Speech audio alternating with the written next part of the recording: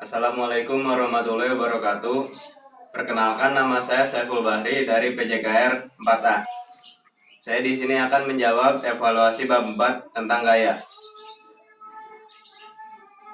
Jadi pertanyaan pertama, jelaskan pengertian dan macam-macam gaya. Gaya adalah sesuatu yang dapat mendorong atau menarik dengan cara kontak langsung atau lewat gravitasi untuk mengubah gerak suatu objek. Lalu macam-macam gaya.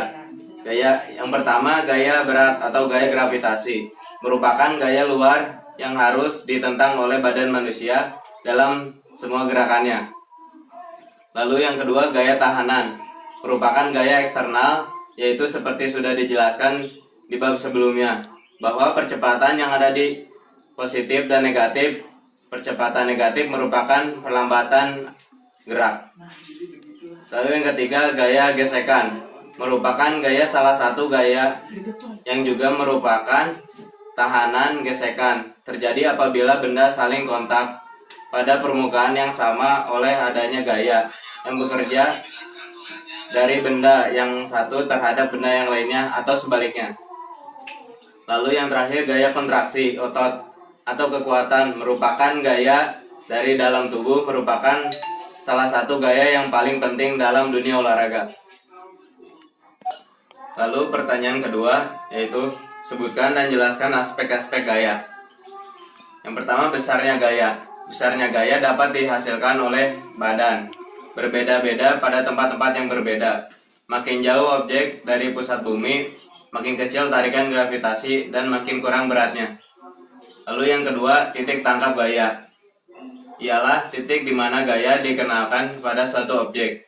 Untuk gaya gravitasi, titik ini selalu melewati titik berat objek. Lalu yang ketiga, arah gaya. Arah suatu gaya ialah sepanjang garis geraknya.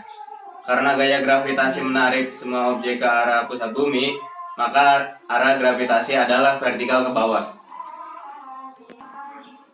Lalu pertanyaan ketiga, yaitu jelaskan bagaimana cara memadukan gaya. Untuk memadukan gaya ada dua cara, yaitu yang pertama secara grafis, yaitu secara jajar genjang dan secara segi banyak. Lalu yang kedua secara hitungan atau analisis, yaitu menyusun gaya yang berada dalam satu garis kerja dan menyusun dua gaya yang satu titik tangkap tapi tidak dalam satu garis kerja. Lalu pertanyaan yang keempat adalah jelaskan bagaimana cara menguraikan gaya.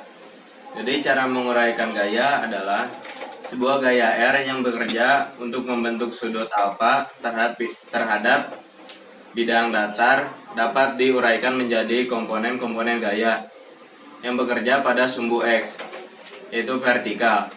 Besarnya Rx dan R-nya ditentukan oleh besarnya sudut alfa. Lalu pertanyaan yang kelima atau yang terakhir adalah sebutkan peranan gaya sentrifugal dalam cabang olahraga. Peranan gaya sentrifugal dalam cabang olahraga itu yang pertama, ayunan raksasa atau giant swing pada horizontal atau palang tunggal menyebabkan adanya tarikan pada lengan. Lalu yang kedua, gerakan melempar bola underhand atau overhand throw dalam basket atau bowling adalah berdasarkan prinsip-prinsip gaya sentrifugal. Atau terakhir, itu lari pada tikungan akan menyebabkan badan kita terdorong keluar. Untuk mengimbangkannya, badan kita harus condong ke arah dalam atau ke titik pusat. Makin tajam tikungannya, makin condong badan kita ke arah dalam. Mungkin itu saja yang saya sampaikan. Mohon maaf apabila banyak kesalahan. Sekian dan terima kasih. Wassalamualaikum warahmatullahi wabarakatuh.